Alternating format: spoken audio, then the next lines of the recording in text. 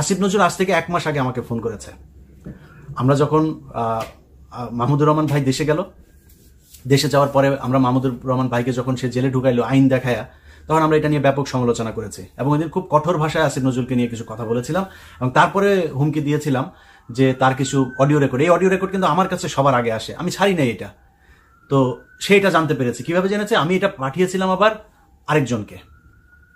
তো পাঠানোর পরে সে আবার তাকে জানিয়েছে যে ভাই এই ব্যাপার, তাকে সাবধান করার জন্য যে আপনার বিরুদ্ধে কিন্তু এই চলছে, আপনি কিন্তু এটা করেন না, আপনি কিন্তু ভাই আমাদের করেন, সাবধানে চলেন, আপনার ট্যাপে ট্যাপে ফেলতে পারে, সো একটু সাবধানে চলাফেরা করেন। তারা সাবধান করে দিয়েছে, নাম বলে দেই কনক সারোয়ার। আমি কনক ভাইকে পাঠাই, কনক পারে ভাই দেখেন, এই দেখেন তার ব্যাপারে কি সব অভিযোগ। তখন কনক ভাই আমাকে বললো যে দরকার নেই এগুলি নিয়ে, এখন নিজেদের ভেতরে এগুলি কি, যে অনেক আগে প্রেম করতো, পরকিয়া করতো, এগুলি এখন বলে লাভ কি। তো কনক ভাই তাকে সাবধান করে। দেখেন মানে আমি বিষয়গুলো বলছি কেন, বোঝানোর জন্য যে আমরা কতটা মানে প্রক্রিয়ার মধ্য দিয়ে যেতে চেয়েছিলাম। এরপরে সে ফোন করলো। ফোন করার পরে আমি বললাম, আমার বললো যে ইলিয়াস কি হয়েছে ভাই, আপনি আমার পিছনে কেন লাগলেন ইলিয়াস, এই সেই, হ্যাঁ সুন্দর করে কথাবার্তা বললো। তো আমি ফোন করেছে, যেহেতু ফোন আবার করেছে বলি, ধরেন মনির হায়দার ভাই তার বাসায় গিয়েছে, মনির হায়দার ভাইয়ের নাম্বার থেকে তারপরে তাকে ধরিয়ে দিয়েছে যে ইলিয়াস আসিফ ভাই কথা বলবে। তো আমি নিয়ে কথা বললাম। তখন আমার জিজ্ঞেস করলো কি সমস্যা, কি ভাই বলেন, কি কি হয়েছে, কি লাগবে, কি আপনি তো এইভাবে আমাদের বিরুদ্ধে লাগলে এইভাবে মানুষের ভেতরে একটা যায়, চলেন মিলেমিশে কাজ করি, দেশে আসেন, কি সমস্যা, কালকে শুনলাম আপনার পাসপোর্ট নাকি অনেকদিন ধরে পড়ে আছে, আপনি লাইভে বলছেন, এটা ঠিক করে দেই। তা আমি বললাম যে স্যার আমার পাসপোর্টটা আমার লাগবে না, আপনি যদি পারেন আপনার আমি পাসপোর্টের, সে আমার কাছে রিসিপ্ট চাচ্ছে। তা আমি বলছি স্যার আপনার যে পাসপোর্টের রিসিপ্ট আমি দিয়ে দেই, আপনি যদি পারেন তাহলে পাসপোর্টটা আটকায় রাখেন, আমি এসবির কাছ থেকে পাসপোর্ট নিয়ে আসবো। তো এই হয়েছে তার সাথে আমার কথা। এখন এই কথার পরে তাকে সেদিন শেষ যেটা হয়েছে যে স্যার আপনাকে আমরা অনেক পছন্দ করি, অনেক ভালোবাসি, আপনি 5 তারিখের আগে আপনাকে যে হিসাবে জানতাম, আপনার কাজগুলো যেন স্যার ওইরকমই হয়। এই হলো তার সাথে ওই দিন আমার ফোন আলাপের শেষ। তার 3 দিন পরে সে ফারুকিকে উপদেষ্টা বানিয়েছে। এবার বলেন তার সাথে মিলেমিশে কাজ করব কিভাবে? যেই হোক, আসিফ নজরুল তো বিশাল পাওয়ারফুল না, বলতে পারেন যে ডক্টর ইউনুসের প্যারালাল একটা মানে পাওয়ার সে এখন প্র্যাকটিস করছে। তো আসিফ নজরুলের মতো একটা লোক যদি আমাকে ফোন দেয়, আমার সাথে সে নিজে থেকে কথা বলতে চায়, আবার ওই দিন এটাও বলেছে, নাম্বার দিল আমাকে, নাম্বার দিয়ে বললো যে ইলিয়াস, নাম্বার অবশ্য তার আগেই দিয়েছে, মনির হায়দার ভাই আরো প্রায় 10 দিন আগে দিয়েছে, ওই রেকর্ড নিয়ে যখন কথাবার্তা হয়েছে তারপরে আমি ফোন করি নাই তারে, সেই পরে এই মনির হায়দার ভাইকে দিয়ে ফোন করায়। তো মনির হায়দার ভাই চেয়েছে যে সম্পর্কটা ভালো হয়ে যাক। এখন আসিফ নজরুলের যখন ফারুকি কি করলো, এরপরে তো আর কোনো কথা নাই। আচ্ছা, তার আগে আসিফ নজরুল, প্রথম আলো, তারপরে কালবেলা, এদেরকে নিয়ে আমি নিউজ করলাম, 2টাতে আসিফ নজরুল আমাকে কাউন্টার দিয়েছে। ভাই অনেক মানুষজন আমাকে ফোন করে বলেছেন, অনেক পলিটিশিয়ান, সবার আগে মাপ চাই, আমি জামাতের আমিরের কাছে মাপ চাই, ওনাকে আমি খুব সম্মান করি, উনি আমাকে না করেছিলেন দ্বিতীয় পর্বটা দিতে, কিন্তু মাননীয় আমির আসলে আমার কিছু করার ছিল না, কারণ এই বিষয়টা মানুষকে জানানো দরকার ছিল। আসিফ নজরুলের প্রথম পর্ব যাওয়ার পরে অনেকেই বলেছে যে এটা কাল্পনিক, এটা বর্ণনা, এই বর্ণনার মধ্যে কোনো প্রমাণ নাই, তখন তথ্য প্রমাণ সহ দিলাম দ্বিতীয় পর্ব, এটা দেওয়া দরকার ছিল তাই দিলাম। এর বাইরেও বিপি নুরুল হক, নূর সহ আরো অনেক পলিটিশিয়ানরা ফোন দিয়েছেন, ভাই এগুলো নিয়ে এখন আলাপ না করলে হয় না। তো আমি তাদেরকে একই কথা বলছি, আমি কিন্তু যা কথা বলছি আমি সোশ্যাল মিডিয়াতে আমার এই রেকর্ড থাকবে, সো আমি সব কথার জন্য দায়িত্ব নিয়ে বলছি।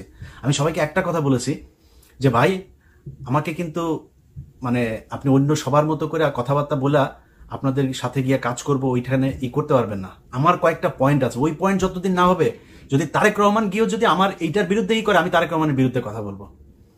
অতএব সেটা কি, সেটা হচ্ছে বিডিআরের জওয়ানদের সবাইকে ছাড়তে হবে, বিডিআর এটা নিয়ে হত্যাকাণ্ডের বিচার হইতে হবে। 21শে অগস্ট গ্রেনেড হামলা, এটা বিএনপির তারেক রহমান সহ সবাইকে অব্যাহতি না, ওই মামলার পুনঃ তদন্ত হইতে হবে, ওইটা নতুন মামলা হবে, এটা কারা করেছে সেটা আমাদের জানা দরকার। আমি তারেক রহমানের কাছে অনুরোধ থাকবে আপনারা এটার অনুসন্ধান করেন, আপনিও জানেন এটা কারা করেছে, আমার কাছে ওটার সব তথ্য প্রমাণ আছে, আমি সেটা নিয়ে কাজ করছি, এই কয়েকদিনের ভেতরে ওটার ভিডিও দেখবেন আপনারা। অতএব আপনি 21শে আগস্ট বিডিআর হত্যাকাণ্ড, তারপরে উদিচি, নারায়ণগঞ্জ বোমা হামলা, যেই ঘটনা, শাপলা চত্বরে যে হত্যাকাণ্ড, এগুলো সব বিচার হইতে হবে খুব দ্রুত। এটার ব্যাপারে কমিশন গঠন করে এগুলোর ব্যাপারে কাজ করতে হবে। আজকে 2024 সালের ডিসেম্বর মাস, আমি বাংলাদেশের মানুষের সামনে ভিডিওতে বলে যাচ্ছি, বিডিআর হত্যাকাণ্ড নিয়ে কমিশন গঠন করবে না তারা। অতএব এই যে মানে আপনার কোনো কিছুই যে হচ্ছে না, মানে ইন্ডিয়ার ব্যাপারে সব জায়গায় চুপ, সব কিছুতে কাজ চলছে, এটা চলছে, ওটা, ইন্ডিয়ার ব্যাপারে সবকিছু চুপ। বিডিআর এর জওয়ানরা এখন পর্যন্ত জেলখানায় কেন থাকবে, কাকে খুশি করার জন্য? এটার জবাব আসিফ নজরুলকে দিতে হবে। তো সব এই রাজনীতিবিদ থেকে শুরু করে যারা যারা ছিল সবাইকে আমি এক কথাই বলেছি যে ভাই, আমি আসিফ নজরুলের প্রতি আমার ব্যক্তিগত কোনো ক্ষোভ নাই, আমার রক্তের গ্রুপ কিন্তু ইন্ডিয়া নেগেটিভ। সো আমি ইন্ডিয়ার ব্যাপারে কোনো কম্প্রোমাইজ করবো না। ইভেন শেখ হাসিনাকে যদি আমি প্রমাণ পাই, তথ্য পাই, ওটা দেওয়া সম্ভব না, ফেরাউন ওইটার হেদায়ত হওয়ার দিন শেষ। কিন্তু কথার কথা বলছি, শেখ হাসিনাকে যদি প্রমাণ পাই ও ইন্ডিয়ার বিরুদ্ধে কাজ করছে, আমি শেখ হাসিনার পক্ষে কাজ করব। এটা শেখ হাসিনা ক্ষমতায় থাকতে বলতাম, এখনো বলছি। অতএব আমার সমস্যা হচ্ছে ইন্ডিয়া। এই দেশের যত সমস্যা, সব সমস্যার মূল হচ্ছে ইন্ডিয়া। যত কিছু সমস্যা, সব সমস্যা ইন্ডিয়া বাধায়। অতএব তাদের এটার বিচার করতে হবে। কারা কারা, কোন কোন সেনাবাহিনীর অফিসার, সেনাবাহিনী এই দেশে বিচারের উঠতে না, তাদের বিচার করতে হবে। কোন কোন সেনাবাহিনীর অফিসার এই গুমের সাথে জড়িত ছিল?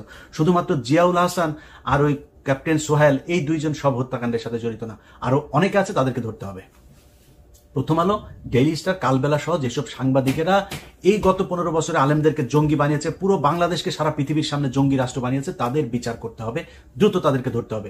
এইটা ছাড়া শাক দিয়ে মাছ ঢেকে ইলিয়াসকে আপনাদের সাথে কাজ করানো যাবে না, কখনোই যাবে না। কত কোটি টাকা দিবেন আপনি আমারে বলেন আমি উবার চালাই? আরে বেটা, উবার চালাই, সমস্যা কোথায়? তোর মতো ভিক্ষা করি রে, তোদের মতো চুরি করি, চুরির টাকা আমার পকেটে ঢুকাই। ওইটা ঢুকাইলে তোর হাসিনা মার সময়ে তোর বাপের এখানে বাড়ি থাকতো, তাও নিউ ইয়র্কে না, ক্যালিফোর্নিয়ার সবচাইতে টপ ক্লাস জায়গায় বাড়ি থাকতো। জায়গার নাম বলতে বলেছে, কই কিনবেন ওই জায়গার নাম বলেন। ইলিয়াস বিক্রি হওয়ার জিনিস না। আমার কথা বলায়, আমার স্টাইলে আমি কথা বলি, আমার কথা কারো পছন্দ হইতে পারে, না হইতে পারে, কোনো সমস্যা নেই। কত মানুষ ভাই কত কিছু বলতেছে, এত কিছু শোনার টাইম আছে নাকি? ফেসবুকে একজন মেসেজ পাঠিয়েছে, কারণ আমি ফেসবুকের মেসেঞ্জারে খুব কম যাই। একজন মেসেজ পাঠিয়েছে, হঠাৎ করে দেখি যে মানে শেষ মেসেজ মানে বিশ্রী গালাগালি করেছে, এটা মুখে উচ্চারণ করছে না, বিশ্রী গালাগালি। কিরে ভাই, আমার ফেসবুক ফ্রেন্ড গালাগালি করলো কে? একটু উপরে যায় দেখি সে আরো প্রায় মানে 1-1.5 বছর ধরে আমার বিভিন্ন সময় মেসেজ পাঠায়। আমি আসলে মেসেজ তো চেক করার সময় পাই না ভাই, আমার এত মানে সময় নাই। এখন আমি কি করবো? আপনি আমার কাছ থেকে জোর করে যদি মনে করেন একজন ফোন করেছে আমি ধরতে পারি না, একজনের সাথে ফোন করে ভাই আপনাকে একটু পরে কল দিচ্ছে, বা একজনের সাথে কথা বলছে, আরেকজনকে বলছে, আরেকজন কল করেছে আরেক ফোনে, বলছে ভাই একটু পরে কল দিচ্ছে, ওনার সাথে 1 ঘন্টা কথা বলেছে, ভুলে গিয়েছে এর আগে কে কল করেছে, আমি কল করতে পারিনি। এইটুক কমন সেন্স থাকার দরকার যে আমার মতো একটা জায়গায় বসে অনেক গুরুত্বপূর্ণ মানুষজনের সাথে কথা হয়, অনেক গুরুত্বপূর্ণ কাজ করি, একা মানুষ। অতএব আমার ব্যস্ততার বিষয়টা আপনার মাথায় একটু থাকা উচিত। সেই ব্যক্তি আমাকে আগে মেসেজ পাঠিয়েছে, ভাই আপনাকে অনেক ভালোবাসি, ভাই আপনার সাথে কথা বলতে চাই, ভাই প্লিজ ফোনটা একটু রিসিভ করেন, প্লিজ একটু মেসেজটা রিপ্লাই দেন। সব শেষ লিখেছে, যা জঘন্য গালাগালি সব দিয়েছে। আমার দোষটা কি বলেন তো? আমার দোষটা ওই লোকের মেসেজ আমি দেখি নাই, ওই লোককে আমি মেসেজ রিপ্লাই দেই নাই, এটাই হচ্ছে দোষ। এরকম কত মানুষ কত দিক থেকে কত কিছু। ভাই আমি তো পলিটিক্স করবো না, আমি বিপ্লব করতে এসেছি। এখানে যেটা করি না এটা বিপ্লব করি। এই দেশের মানুষকে যে কোনো পরিস্থিতিতে, যে কোনো খারাপ পরিস্থিতি বলেন, ভালো পরিস্থিতি বলেন, যেই পরিস্থিতিতেই হোক, এই দেশের মানুষকে সবসময় ভারতের বিরুদ্ধে সজাগ রাখার জন্য যা প্রয়োজন সেটা করব। আমাদেরকে কেনা যাবে না। এখন আপনারা যদি কিনতে না পাইরা তারপরে যদি নাকি আমাদের বিরুদ্ধে যা মনে চায় তাই বলেন, কিছু করার নাই তো।